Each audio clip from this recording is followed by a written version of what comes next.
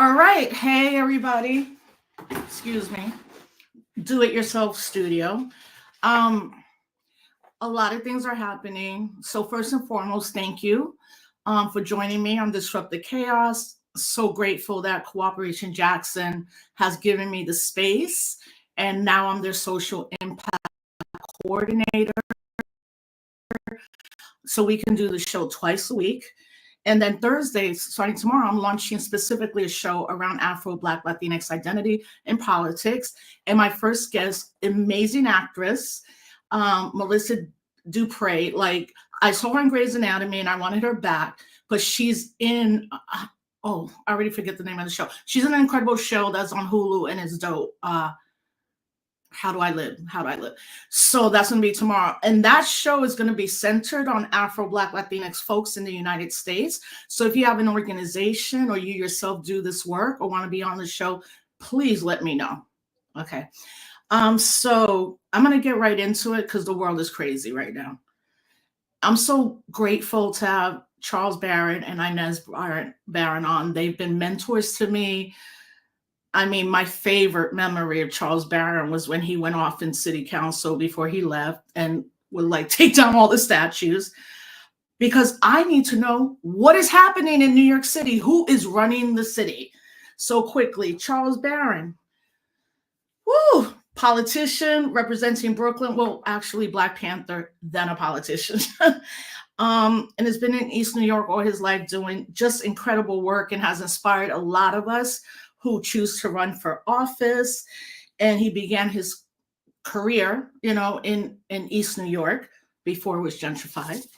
And then Inez Barron, who also was a city council person and a New York State Assembly representative, and I want to know what's going on in New York City, but I need some words of hopefulness, because right now what's going on in Gaza has me feeling hopeless and useless.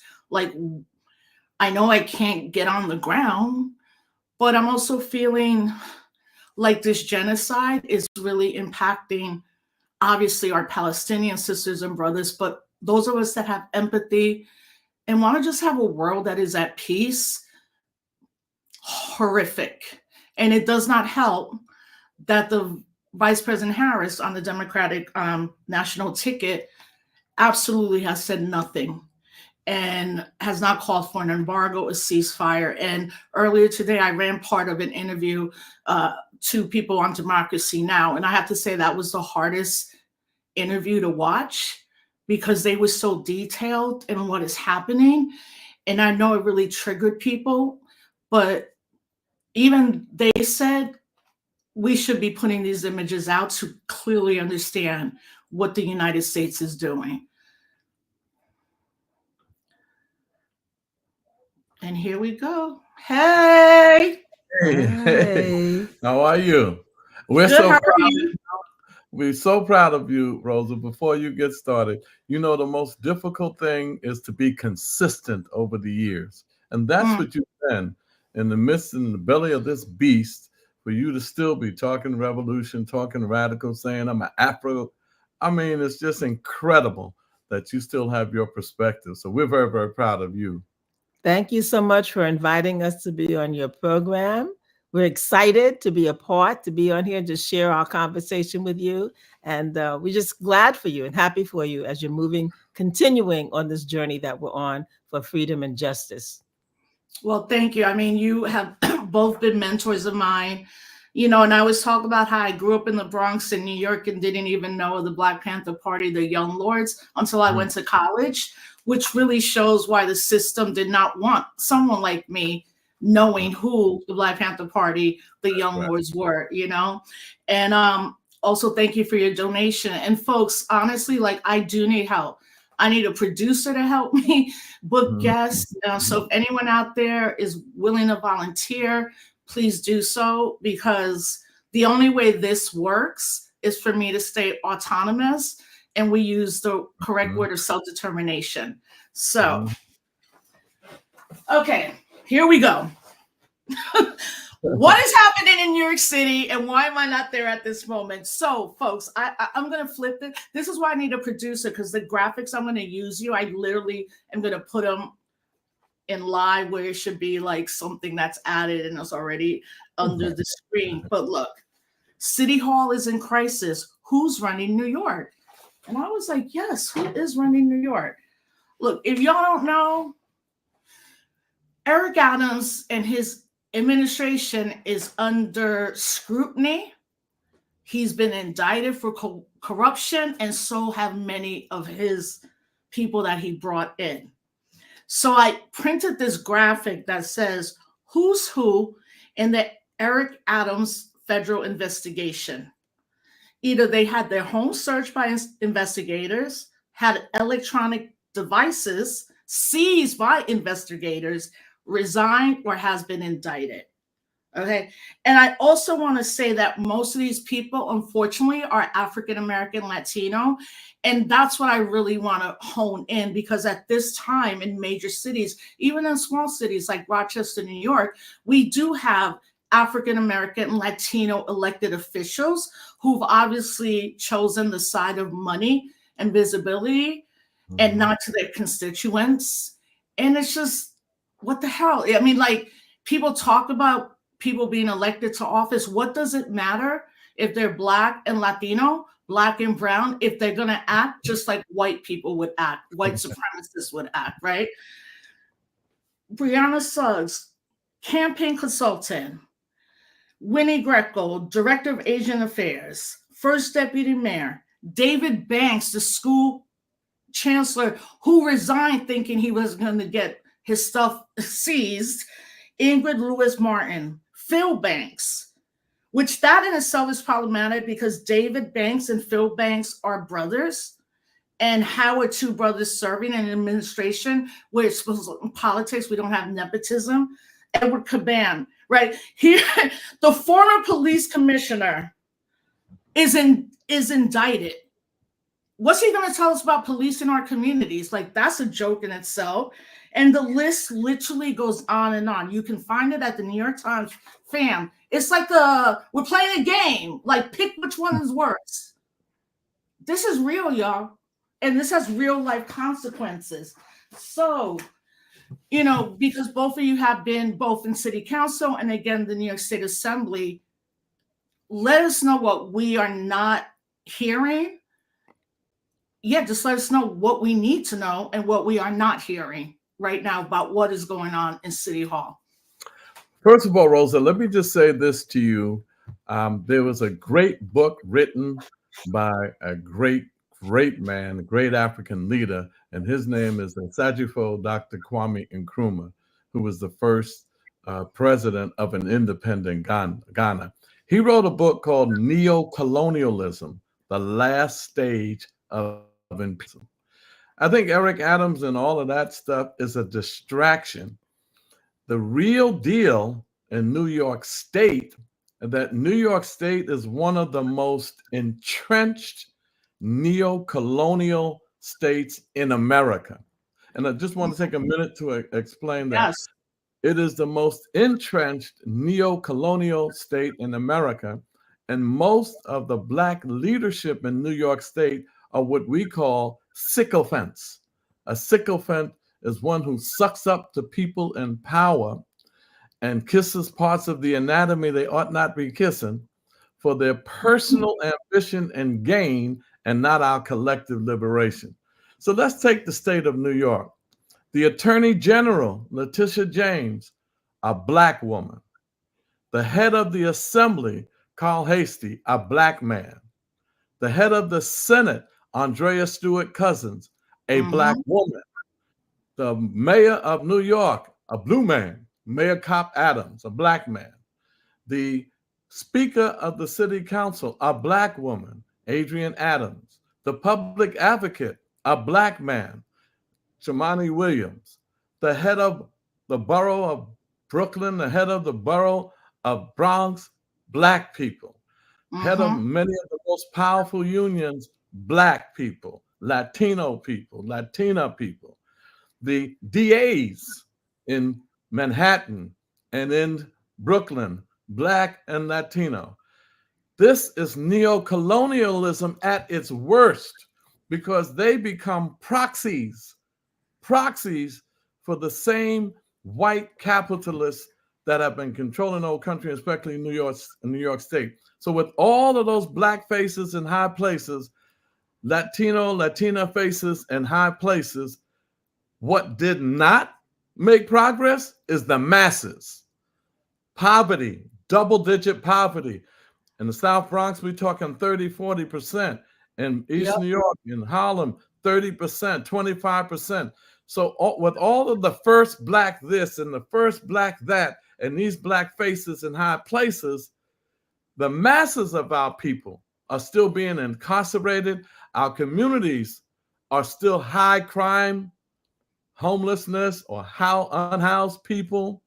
Our communities are still suffering from us not controlling its destiny. You know what we said in the Black Panther Party, edict number one on the platform, we want to control the destiny of our Black communities. That means all the institutions that govern our lives. So all of that has been in place in a state that has a $235 billion state budget and a $112 billion city budget, and that's just the expense budget. And then New York City has a capital budget that buys things like parks and renovates parks and schools and all of that stuff of $169 billion for the next 10 years. In comes the Adams stuff. So while we focus on his alleged corruption and all the people around him, you know who's getting a pass? All these other sellout Negroes and Negresses that are in power to keep us oppressed. Here's the good news. Neocolonialism, the last stage of imperialism. So when we saw the independence movements in Latin America and in Africa coming to fruition, the last stage was neocolonialism in Africa and Latin America to put Latino and Latina people in power positions. In Africa, many of the African countries, after colonial whites left, they put in black puppets. The good news is that in Africa and in Latin America, revolution is on the rise again. In Burkina Faso, in Mali, in Niger, some say Niger, they said, France, get the hell out of Africa, take America with you, and leave the uranium behind, leave the cobalt behind. You're no longer taking out diamonds from Ghana, the Congo, and other places. So these are rising up, and they had the BRIC conference in South Africa. 30 some odd countries came together and said, goodbye IMF, the International Monetary Fund. Goodbye for the World Bank. No more World Trade Organization. Muammar Gaddafi of Libya was killed because he wanted the dinar. He wanted a currency backed by gold for African people. Leave the French franc out. Leave the British pound. Don't use that no more. Don't use the euro no more. And don't use the American dollar. So this is what's happening. So we see a rise in that. And now us in the belly of the beast, because they're in trouble, they're putting black faces in high places. And it appears that one of the more corrupt ones they put in place was Eric Adams. Because think of this, Rosa. I was shocked that they were after him because he wasn't ours. He was back. Y'all know that the best. I mean, both of you know that to us. Wall Street. He was taking care of Wall Street. He was taking care of the real estate industry. He was with the police, the law enforcement. He was against no cash bail, letting us out on bail when we commit non-violent misdemeanors. We should not be on Rikers Island awaiting trial because you stole a backpack. Like, no, none of that should be happening. We don't have speedy trials. So if you're on Rikers and they give you a bail of $1,500 for a minor non-offense crime, you're going to be in jail for a couple of years.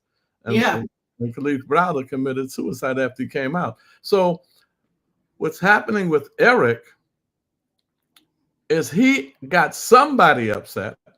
Some people think it's because he went against Biden and the migrants. Remember when he went to Washington? And Yeah. first, him and Biden was kissing cousins, law enforcement, more money for police, and supporting the Pentagon budget and all of that stuff. They were kissing buddies.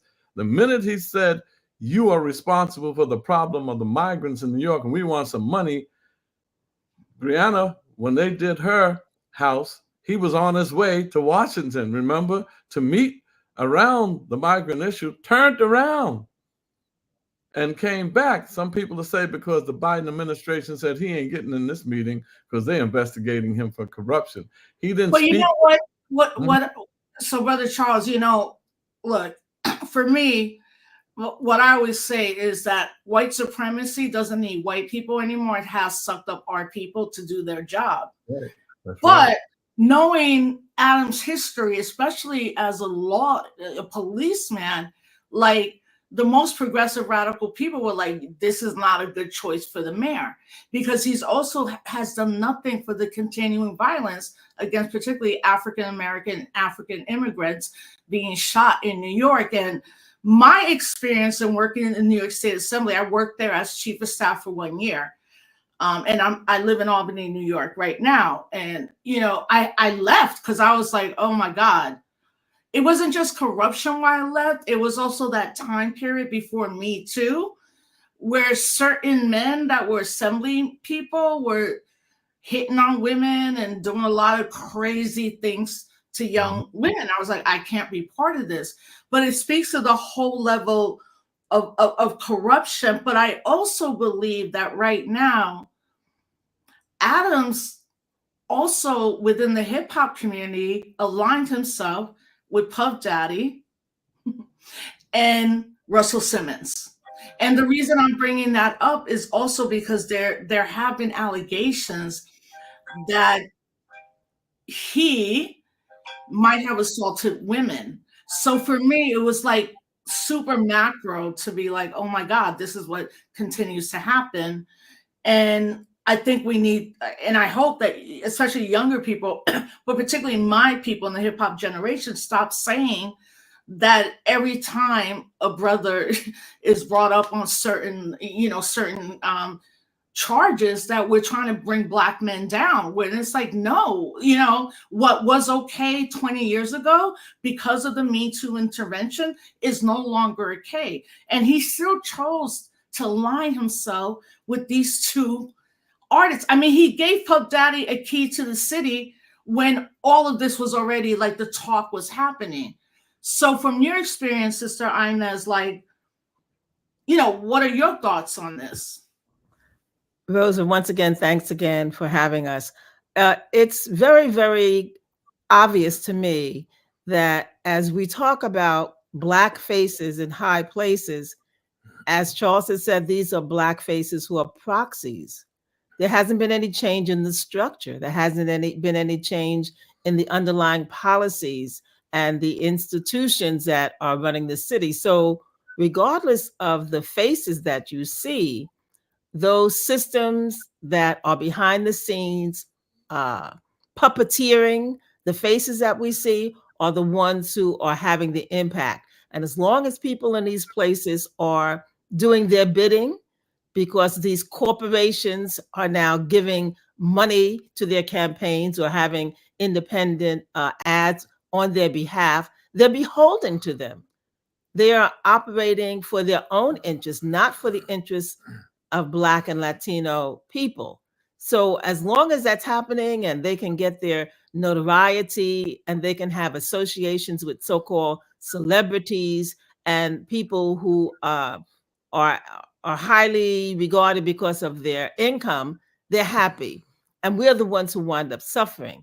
The problems are that the system that is operating with two parties that have the same mission. Whether you call them Republicans or whether you call them Democrats, they have the same mission. Both of these parties, you made reference earlier to the tragedy that's going on in the so-called Middle East. Both of these parties are supporting that. Neither one of the two parties has said, Israel, these acts are horrendous. They are killing people, innocent women and children. And because of the weapons that we have sent, you're continuing to do this. So we're no longer, no one has said that. No one has said we're going to hold back. No one has said we're going to make sure that aid is given to the countries, that to the people that are suffering, because aid has not gotten in. And they're now documenting cases of people dying of starvation. So the problem is the structure doesn't require that an individual change the policies, because that individual is going to be dominated and controlled and do the bidding of the Republican and the Democratic parties, because they want to stay in office. They don't want to offend people. They don't want to step on toes. They don't want anyone angry with them as they move up so-called this career ladder. They don't want anyone to have any offenses against them as well. So they do the bidding. And oftentimes what happens, people associate with that negative element or that corruption element, and it gets filed away. Yes, you might think that you're a part of that old boy network, but it's being filed away, it's being noted. And if for some reason you step on someone's toes, or you find that there's something amiss, then it gets exposed. This has been going on. And we talked about Eric not having had a real race until he ran for mayor. And then because of the ranked choice voting, he became that candidate that got the plurality. But the system has not changed. The faces are simply implementing the same policies and practices that are injurious to poor people, low-income people, Black and brown people. Those same systems that are being injurious to us are being maintained by whether you call them a Democrat or Republican. The system is designed for the two-party system. And there was legislation that was presented and passed in Albany, which made it so much more difficult for a third party to maintain their status and to be on the ballot as an alternative party. So they're Tweedledee and Tweedledum. They're both two of the same. They're two wings on the same bird, someone has said, and that's a major part of what the problem is. Till we get to changing the system, till we get a revolution of the ideas and the policies and the practices, we're going to continue to have the same kind of demonstration of corruption and people working for their own best interest, not that of the people. And let me tell you this.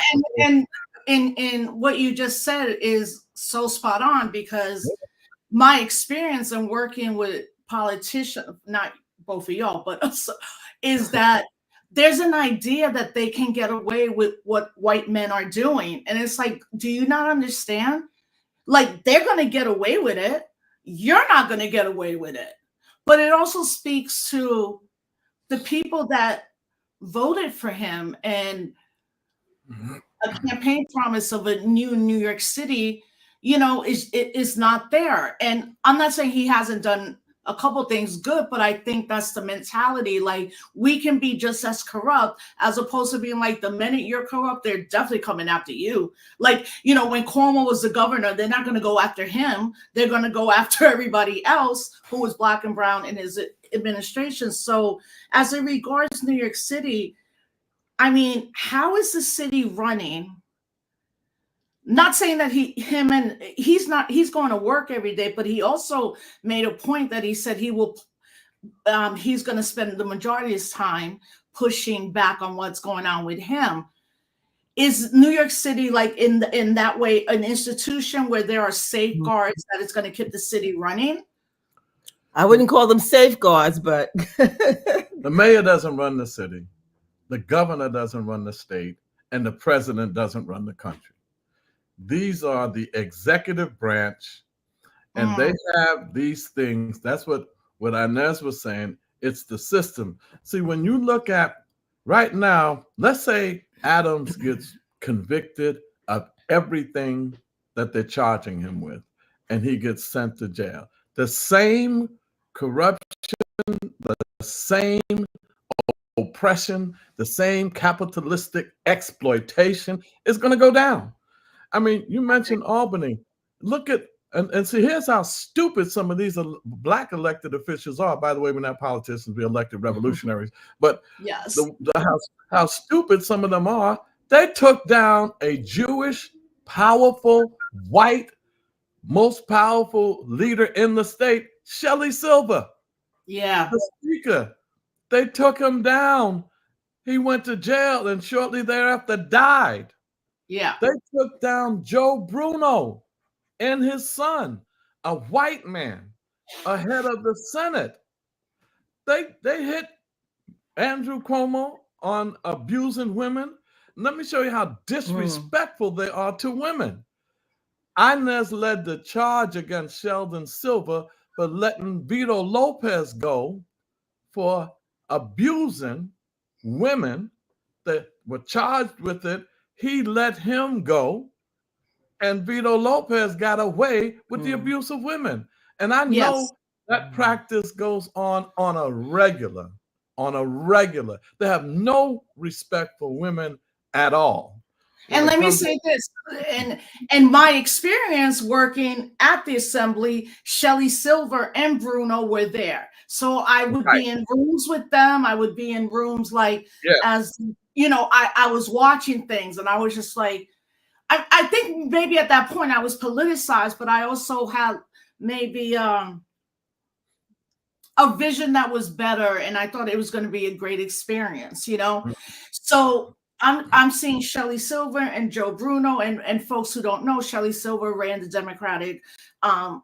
Democrats, and Joe Bruno ran the Republicans. But at the end of the day, they would call in their people like, I don't care what you need to vote for this, or we're not going to help you in the next election. But I also was there when Al Vann, may he rest in freedom, and Roger Green were there. So one day because my mentor, Dr. Vega, Maita Moreno Vega, was very good friends with Brother Roger Green. And if it wasn't for him also bring me into the Black and Latino caucus and a bunch of things, and he would sit me down and be like, look, this is how it works. Don't think that everybody that looks like you know, is on the side. But he told me, he said, be careful around certain men. You know, he would be like, because what happened, and on some like soap drama thing, basically like people in the New York State Assembly, they will most likely be there 3 to 4 days. They would then go home and come right back up and spend those 4 days here in Albany in their apartment or shared house. And a lot of the assembly people would be at bars, right? And then they're like trying to roll up on women. And then I'm in a position being like 22, like, I don't think this is right, what I'm seeing. And now I can think about that. But it speaks directly to what you are saying, where these two factions ruled everything for almost 20 years. That's right. And you know what's the power? You know, I tried hard my 7 years in the assembly and my 14 years in the city council. I said, brothers and sisters, we have the power.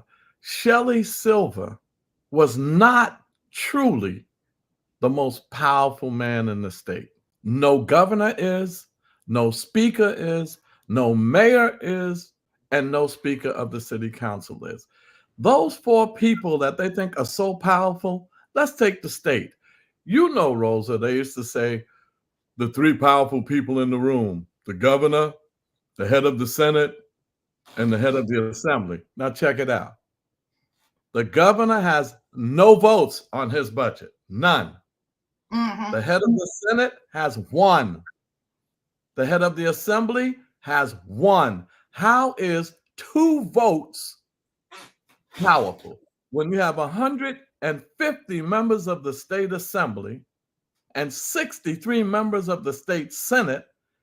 They passed the budget. In New York City, 51 council members. The speaker has 1 vote. How is the speaker powerful when the ones who make the decision on passing legislation, passing the budget, and most importantly, on who can buy and develop on city-owned land? The New York City Council has the last say-so on it. Most of our communities are gentrified, like Hakeem Jeffries' 57th Assembly District. When he came in there and Tish was the council member, Letitia James in there, 71% of that community was Black. It is now down to 31%. And if you look nationally, Washington, D.C., 80% Black years ago, Chocolate City. Now it's 40 some odd percent Black, called Marshmallow City. Atlanta, 80% Black years ago. Now 52% Black, with a Black mayor, a Black city council. Washington, D.C., a Black mayor, a Black city council. We have the power, as Adam Clayton Powell said, use what's in your hands. You want to find out who's progressive and who isn't, find out how they vote on these gentrifying housing proposals. They And vote you them. produced Letitia James, right? So from both of you, I don't think he will be removed, but if he was, who becomes, I've read that it might be Jumaane Williams as the public advocate, but who becomes the acting mayor-in-chief if something goes down where he's removed? It would be the public advocate. It would be Jumaane Williams if he were removed. And I believe it's for a period of 120 days, perhaps. There is a time period during which a special election would have to be called. Candidates would run, whoever wants to run could run, you do the processing for getting on the ballot. And there would be a special election within a designated number of days after the mayor would have been removed. But during that interim, it would be the public advocate, who is at this point Jumaane Williams. And check this out. That's why we're seeing things around like Cuomo, which is it's fascinating that Can you imagine? Can you think of that? Can you actually think of that? Well, you know, being in Albany is very interesting because the city of Albany, for folks that don't know, is the heart of the government, right? So like it's active for 5 days, and then like after 6, it's just us. And I literally live down the street from the governor. And I'm thinking like, you're disgraced, but you're still gonna run. Then Letitia James, who's the Attorney General of New York, fam. Look, let me tell y'all this story. Former political prisoner Jalil Muntah Kim. Yes. Over 50 years, right? Yes.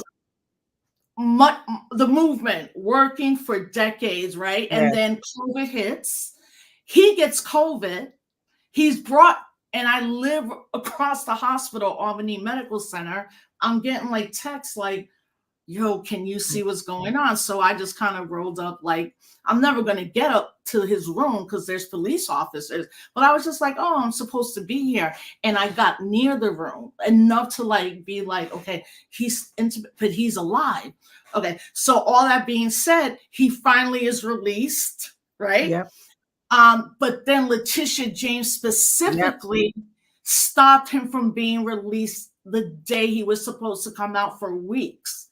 Yeah. So finally, Brother Jalil, you know, is released. He's released into the city of Rochester. Then he's there rebuilding his life. He goes to get like his ID. He mistakenly checks off he can vote. And then the mayor of Rochester, a Black woman, and the Latino police commissioner go and arrest him on fraud charges, put him in jail, and then he comes out. Okay, so right now, fam, Jalil is good, beautiful, the warrior we all know. So every February during President's Weekend, it used to be called the Black and Hispanic Caucus, but now it's the Black Latino Caucus. It's where all the doers of, you know, electoral politics in New York State come. So Jalil is there last year, and I'm like, oh, I'm right down the street. Me and my husband we go, and then we're talking, and literally as we're talking, Letitia James is passing me, and then I go, Jalil, that's the Attorney General. That's the one that kept you, you know, from being released. And I go, Attorney General James. And she looks, and then Jalil's like, why did you keep me locked up? And she's like, but you're free now, bye. And I was just like, but that's the whole thing about like, why would she not allow what the parole and everybody else, because at the end of the day, she wants to be strong on crime and political prisoners and people who are accused of killing cops. And I think that's what both of you are speaking to is like, at the end of the day, yeah, that's exactly, yes.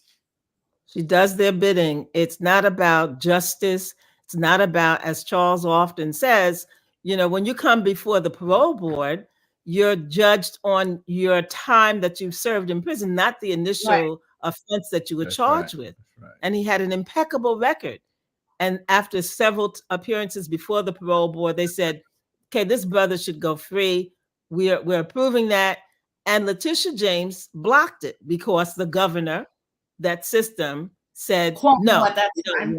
Well, let me tell you what she actually did, because we got him out through the parole board. Right. A white judge said that because he served all of this time and he could possibly catch COVID, the white judge said he is not given a death sentence. He was given 25 to life. He's been in there for nearly 50 years. The white judge released him. What Tish did was appealed the decision by that white judge to release him because Cuomo wanted her to do that. And she was acting on behalf of Cuomo. And then Jericho movement, and as you said, all of the years of people working, and then we got the Black, Latino, and Asian caucus to send a letter to the parole board. He caught COVID in jail, and then the parole board released him. She could not block that. She blocked the judge that would have had him out before the parole board released him. And Fam, excuse me for this part. I didn't tell you the reason he's in the hospital because he had COVID. Then he survives, is back in jail. And not only the white judge, there were actual correctional officers and also the family of, the person that the system said he caused harm to, wrote letters. But somebody was in that meeting that I knew, and they were like, yo, I've never seen this many correctional officers be like, no, release him now.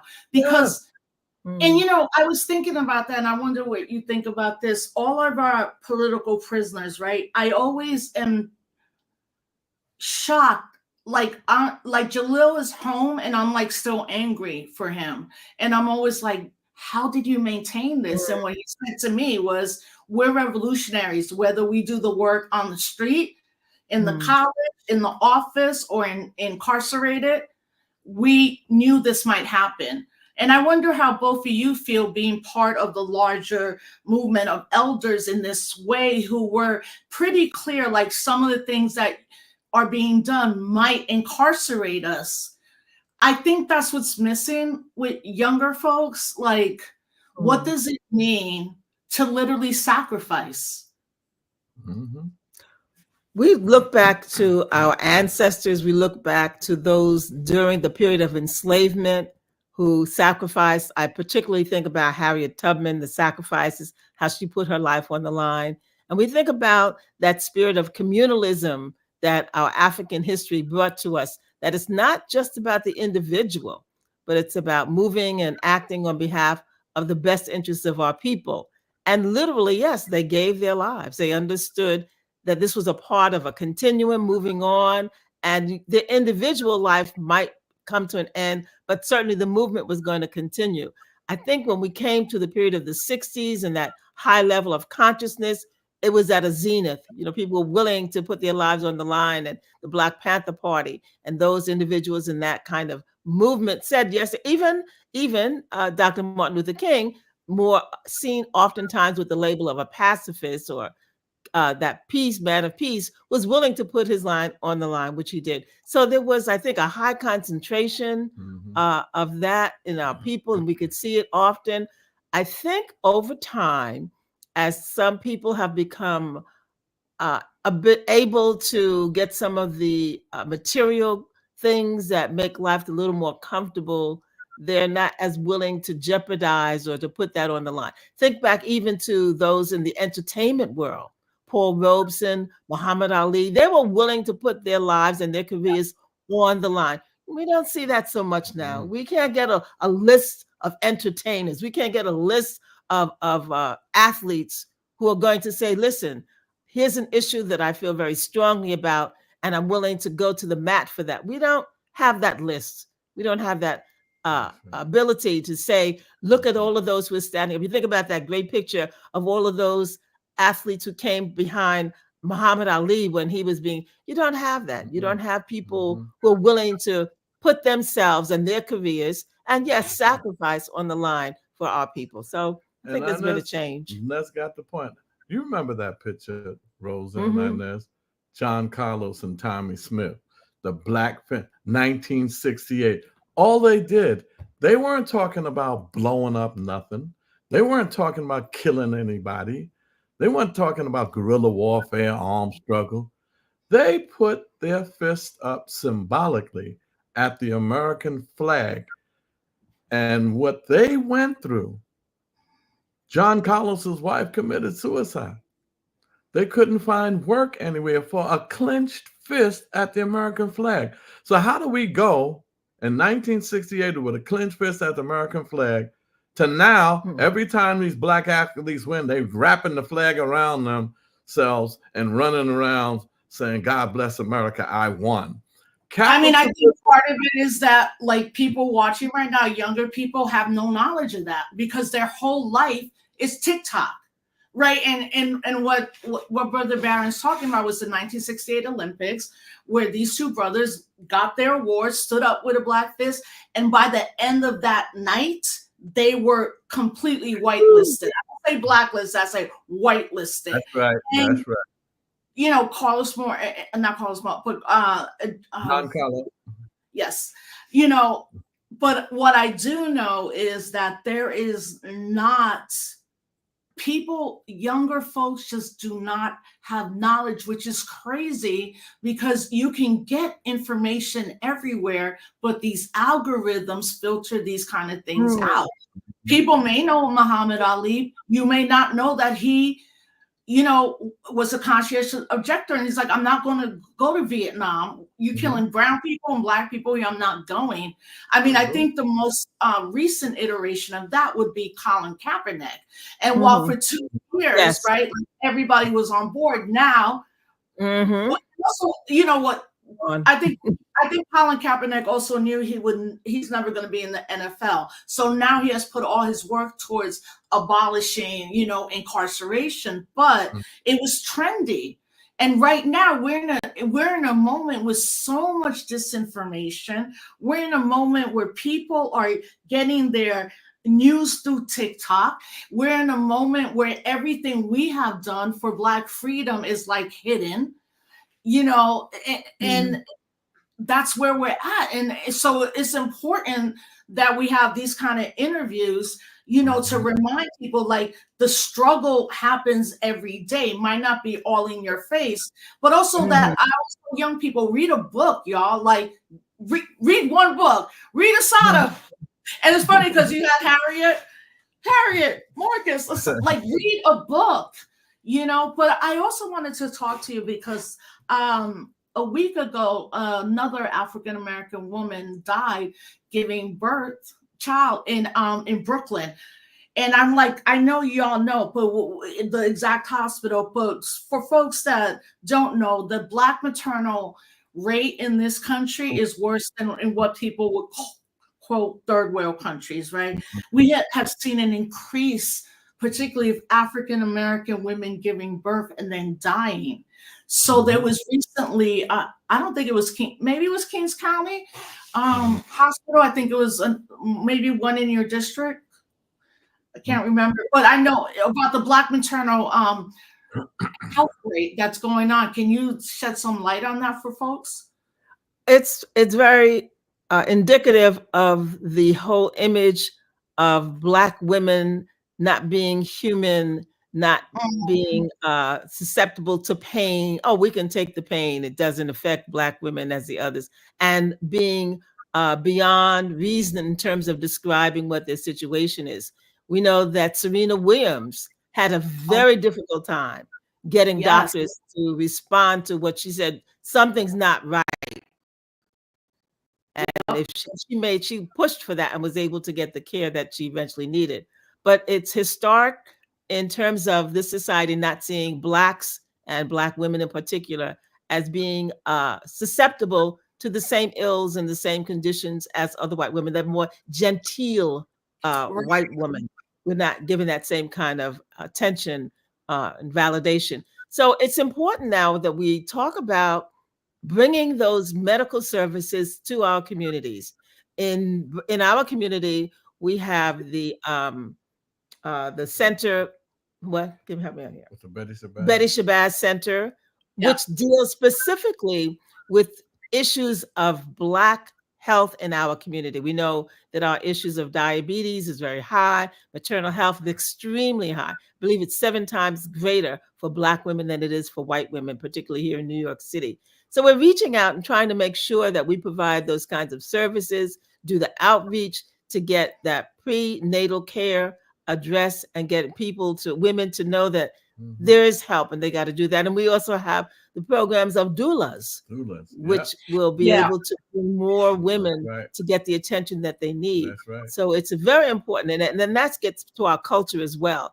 That sister to sister connection, that personalized care. So the city does have some programs where they're trying to expand the doula and to get women to know that they are entitled to getting aftercare, to getting after birth care, so that they can have a healthier pregnancy, delivery, and a young child.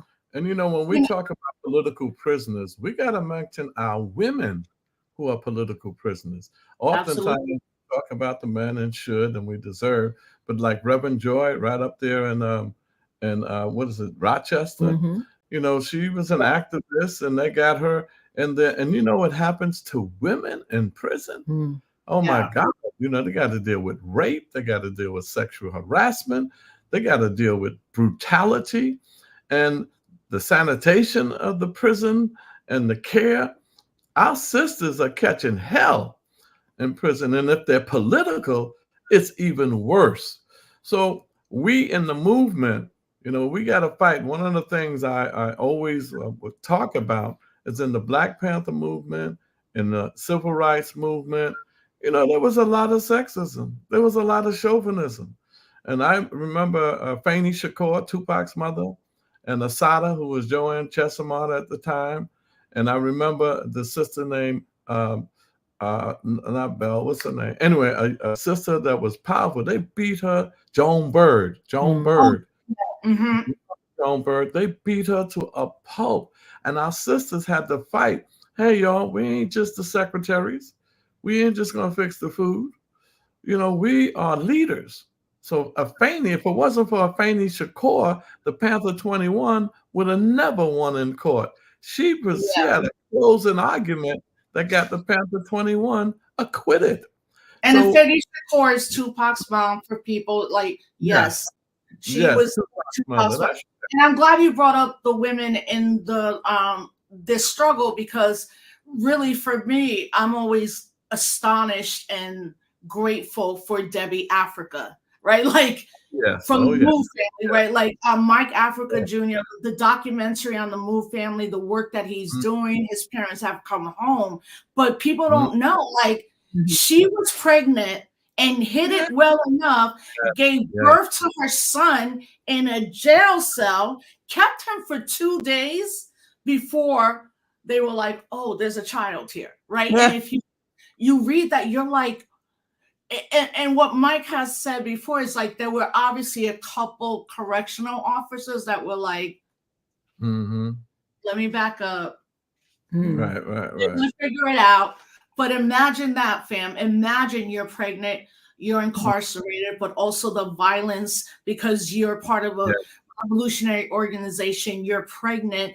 You're sitting there in a nasty cell, no blanket, whatever. You give birth to your son. You get to keep him for 2 days. It's like, that's why Black women are beautiful. Like, who does that? And the reason I wanted to just bring to light stuff around Black maternal health is my personal experience is that I'm living in Brooklyn. I get pregnant. I'm like sick from day one. Everybody's like, and mind you, fam, this is 2005, 2004. And everybody's like, oh, it's just morning sickness. Have some seltzer, peppermint tea. And I was like, this is not right. I go to Kings County. I'm telling the OBGYN, listen, like, I'm not just sick once a day. Like all I do is I can't even drink water because then I'm violently sick. And they're like, oh, it's all in your mind. So by the time I found a good doctor, that, I'm just blessed that Alicia got to be born. But that experience for me, and I'm glad it's a disease called hyperemesis, and it actually really only happens to Black and Latina women. It's like 2%. Now, mind you, it's 2004, right? That's 20 years ago. But the loneliness I felt, but at one time I'm in a hospital and the doctors are like, yo, if you keep this child, you're going to die. But luckily, I have my community. I have my community, my Lumumbas and my Munifa and my MXG family. Get through this. And, it always, after that, I was like, I can never have another child because this was so horrific. But also, I was being told that it was all in my mind. And I knew better. I'm in the movement, but at one point I was like, maybe it is all in my mind. Finally, the one doctor that believed me, a brother from Jamaica, was like, it's not on in your mind. We're going to give you supplements and you're going to have this baby and you're going to have it naturally. And I'm going to be there. And that's exactly what happened. Wow. But, even those of us that are empowered, there's something about the medical system. We all kind of like, I don't know. It's like make ourselves not as visible. But as we wrap up, obviously, what's going on in Gaza right now? Before I brought you on, I played part of Democracy Now! With two doctors, and I have to say, this was probably the interview that I was like, oh my God, like it's horrific. But because I think, Brother Barron, I think you went to Palestine. Am I wrong? You went with M1? Yes, we went to. Right. Yes, we went to. Speak on about like this horrific, like they just burned people alive yesterday. There are parents. I'm sorry for this triggering people, but this is the truth. Parents have garbage bags with the remains of their children. Let me say this as well, fam. For the New York Times to let this medical officer, not let him, but they published his article, but the New York Times said, we cannot show these pictures because they're too graphic. And the doctor was like, I wish they would.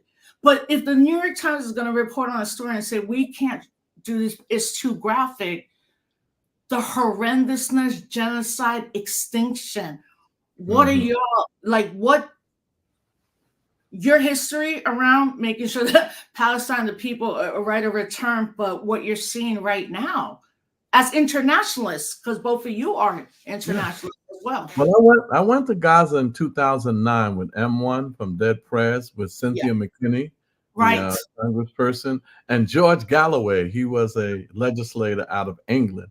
We brought over almost $2 million worth of humanitarian aid. And when we had to fight to get past the border of Rafah, the place where they're bombing, that same hospital that they talked about, they had to bomb because Hamas was in there. I was in that hospital. There were no terrorists. There were no Hamas. I was in that very hospital, and we delivered humanitarian aid, and Israel didn't want us in. I had to meet, along with others, with the foreign minister of Egypt, because we had to go through Cairo and through Rafah. That's the border of Egypt and Palestine. And he said, listen, Israel is nervous. They're putting pressure on us. Can y'all just go in for one day, deliver your stuff, and get out of there? And that's what we did. But and then 2009, it looked like it was totally devastated back then. Let me say this real quick, two quick things. No, we got one, the war didn't start on October 7th, 2023. Right. When 1,200 Israeli people were killed. It didn't start there. Even the year before that, 1,400 Palestinians were killed. And don't think the Donald Trump of the Middle East, Benjamin Netanyahu, is trying to get rid of Hamas. He's trying to get rid of Palestinian people. He supported Hamas. When Hamas was battling with Fatah, the Palestinian Authority, that's what's the name's old organization, Yasser Arafat. Yeah. Benjamin Netanyahu didn't want to talk about a two-state solution. So he said, let me support some Hamas and let them have let them go on in the Gaza Strip so we don't have to deal with the two. He was with Hamas. And then after Hamas got in and said, you ain't buying us, we're getting involved in elections, that's when all of a sudden they became terrorists. So we got to realize this thing started with the Balfour Declaration in 1917, when Lord Balfour, all of the Jews were in England and Russia, and they migrated there. It was the British mandate. They just beat the Ottoman Empire. But before I go through all that history, let me just run up to 1948, the Nakba. In 1948, when Israel became a state, a Jewish state, which it should never have, they get mad at me because I said you should have never been a state. It should have been not a Jewish state, a coalition of people, the Jews, Muslims, everybody should have been a part of that process. And they, because the United States backed them up, came in to be a world power at that time after World War II, they murdered tens of thousands of Palestinians, kicked 500, 800,000 of them out of Palestine and pushed them onto the West Bank and Golan Heights and Gaza. They pushed them out and created the racist terrorist state of Israel. That is not an anti-Semitic statement. That's a fact. Right. And plus we be anti-Semitic because the Semites were black. And those Jews are not the Jews of the Bible. Those Jews in the Bible were black. But I said all of that to say that we are winning, Rosa. I just want to close my statement with this. We are winning. And young people, I know we talk about young people sometimes, but guess what, Rosa? The average age of the people creating the revolution in Africa, the immediate age is 20-something years old. In the Sahel region, in Mali's, Burkina Faso, when they rose up, it was young people. In Haiti, it is young people. In Kenya, it is young people. Young people are hip. And even here in America, it's young people, like you mentioned, Adia, Lumumba and Monifa, and here in our Operation Power, you know how we won? Young people helped us, like Karan Allen and Jabril and Malika Jabali and all of the young people that are a part of the Operation Power movement. There's a wave across the country of young people. They're not allowing themselves to be fooled anymore. So I'm very optimistic about the future and what's going on with young people. And you know what I will say, because all of us that you just mentioned are 53, so we're not young anymore. I mean, in a good way in this. What I have seen in this selection of an election is the amount of young people, I'm talking 18 about 35, that are clear that the two-party system is done. Correct. They're done with the duopoly. And I was doing some interviews and I asked somebody, look, 2 weeks or 3 weeks ago, there was a survey done of Muslim Arabs. That's what the survey said in Michigan. And they asked, which presidential candidate are you going to support? They specifically said Jill Stein and Butch Ware of the Green Party, right? So I was telling the interviewer, I said, ask yourself, the Green Party maybe has $3 million and the Harris campaign has $1 billion. But yet the survey says they would rather have a Jill Stein and a Butch Ware because the Democratic Party, as always, is trash. It's like, do you want to win? What is happening? And that a third party could elicit that amount of pushback to this point. 3 days ago, the DNC committee spent $5 million on an ad in Michigan and Wisconsin saying if you vote for Jill Stein specifically, you're voting for Trump. And then they have this animation. So at first, when the ad opens, it's Jill Stein's face. And then as the ad ends, it's Trump's face. And then it says, do you want Trump to win? If you don't vote for Jill Stein. And so for me, having run in 2008 and both of you running, there's something amiss, not amiss, there's something there right now where younger people just have no faith in any institutions. They're telling us why, but they're also organizing, as you said, in a very strategic way. I today was not great. You know something else? We've been talking to a lot of young people, and some of them are saying they're going with Cornel West. They said they're going. Well, even though in the Green Party, I'm voting for Dr. West and Dr. Abdullah, I am. And you know what, Brother Charles, and I wonder if both of you could speak to this before we go. What I also see is the amount of people that are shaming third parties, right?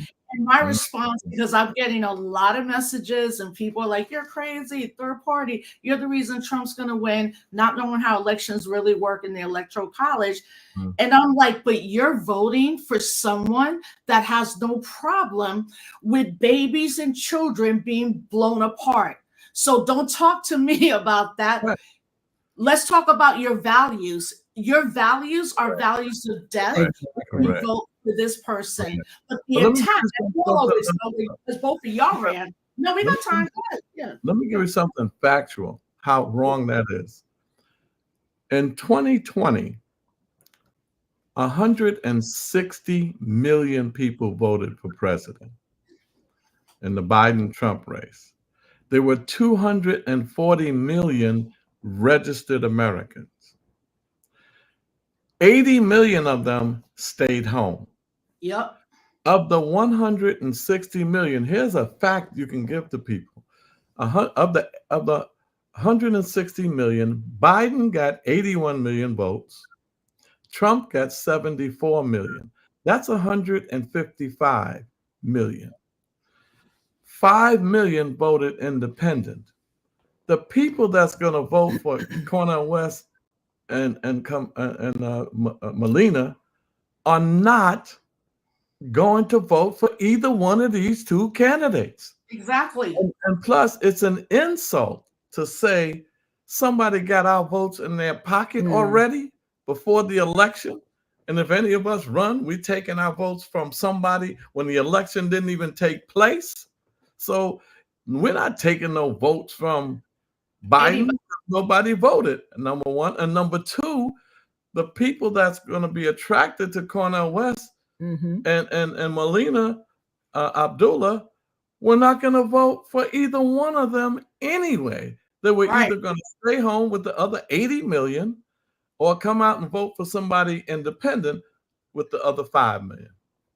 And we know that the young people that you're talking about are also much more susceptible to understanding that if the name is of the candidate they want is not printed on the ballot, they can write that person's name in. Correct. And that also sends a very strong message, as we can get people to understand that your vote will be recorded and it will be an indication, wait, there's some unrest here, there's some uneasiness, there's some unaccepting of the status quo of two-party system. So we're encouraging those who want to make that voice and that choice to write in the name if it's not printed on the ballot. There you go. Absolutely.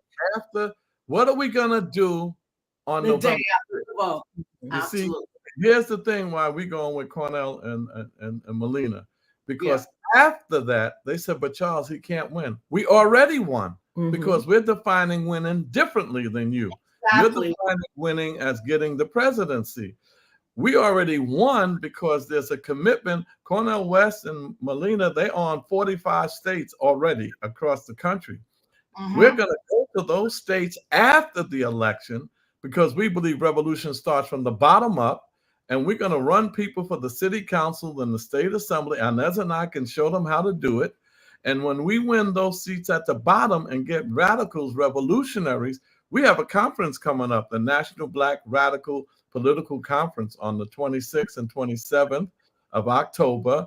And this is our third one. We had about 10 Where's it states. happening? It's going to be Zoom. I'll send you all the Oh, information. send it. I would love to be watch it. Tell people, if you could tell people to go to the National Black Radical Political Convention. And what is that? NBPRC. Convention, and they can go to their website and register for the convention. It's going to happen on the 26th and 27th of October, and we're watching all two. I'm going to be there now, 2 days. Yes, we're focusing on getting people to do what we did when we won in East New York, and we transformed the whole 3 new $88 million schools, 6,000 jobs. We were able to stop gentrification. East New York is one of the only communities not gentrified. Absolutely. 90% Black and Latino, Tina, when we came in, and it's 91% that now. So we want to win these seats across the country. And guess what? When we won all of this stuff, the problem was Barack Obama. He cut the HUD budget, which was for public housing. He wanted to privatize it. He wanted to privatize the school system with charter schools. Barack Obama had of the 50 African countries, 54, over 50 of them now have military bases because of Barack Obama. Under Barack Obama's administration, yes. Yeah, under his administration, more people were deported than anybody. And also under his administration, he cut a deal, a $38 billion arms deal with Israel, a 10-year, $38 billion. They usually get $3.2 billion a year to Israel for arms. Under Barack, he did a $38 billion 10-year deal. So why not go for Cornell and Molina? Anti-imperialism, anti-capitalism, for reparations, for freedom, political prisoners. They said you won't have to forgive the student debt loan because there'll be no debt because they're not going to have no tuition. It'll be free education and healthcare like it is in Cuba and Angola and Venezuela and some of these other countries. So we already won, and the people we're organizing are not voting for either one of these parties. And lastly, everybody listening to this, you never voted for president in your life directly. You can't. It is electoral college.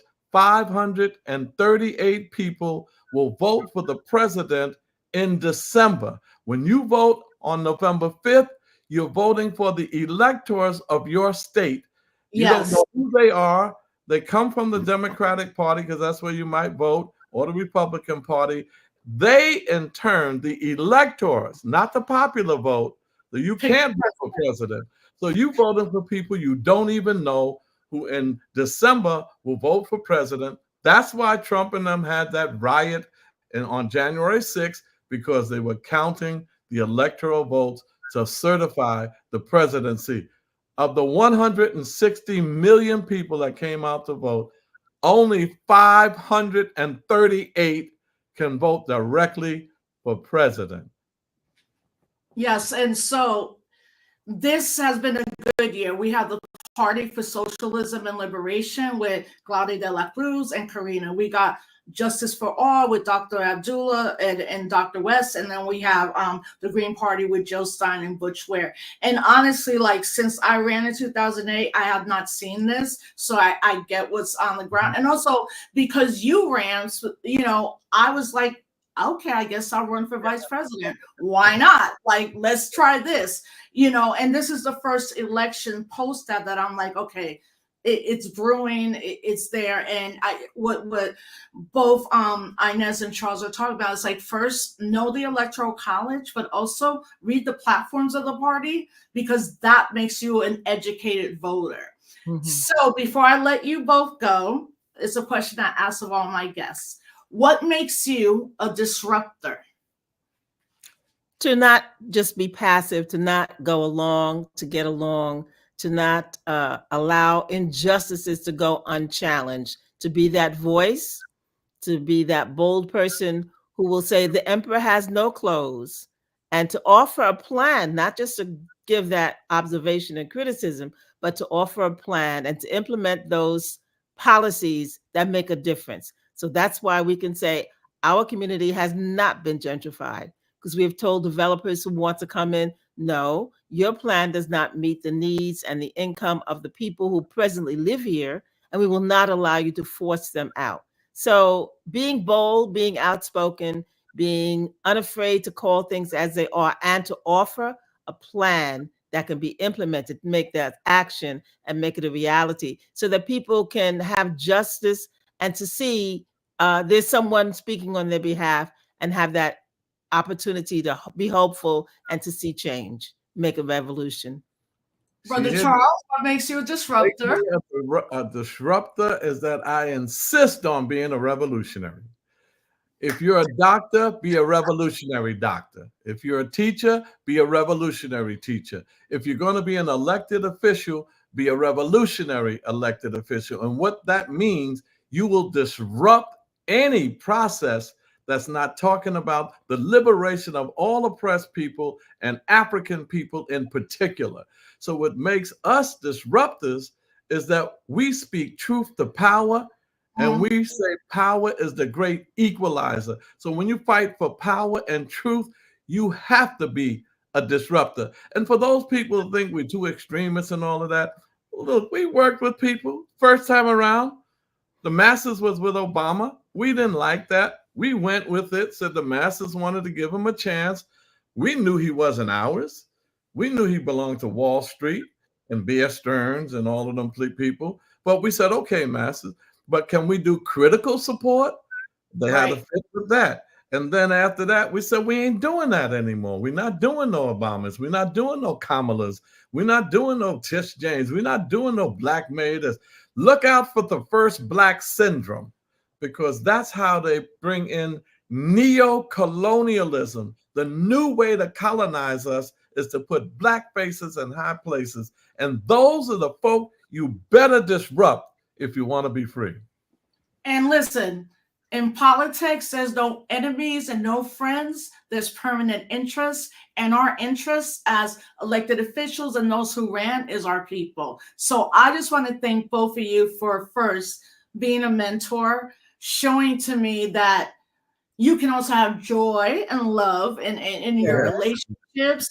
You can be critical, but still loving. And, you know, I'm going to have you on probably right after the election, because I really, really want folks to understand the sacrifices that have been made. And I really want young people to understand, just because you don't see somebody on a magazine cover or a TV show, it doesn't mean that our people are not doing the work. The reason you probably don't see more of Brother Charles and Inez is because they're powerful revolutionaries, and the system don't want young people to be inspired. But this is why we do shows like this. So thank you for your work and your inspiration. And we're going to keep fighting. Yes, thank you so much. And we want to tell young people, we've been married for 42 years. So young people, there are some Black, and I have to say this, Rosa, first 2 years was World War I and World War II. I lost them both. No, we reached I lost. You won. I love this. This is the whole thing. But the last 40 years, I'm a happily married Black man. Yes, I am. We need Black love everywhere.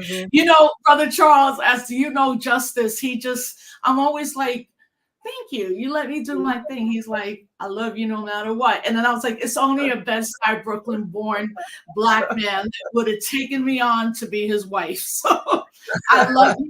I'm going to be back in touch. I want to do something after the election. And everybody, please follow Charles and Inez. Google them, read their history, so you know that we don't have to sell out to be important in our communities. So much love and peace to y'all. Thank you. Thank you. Take care.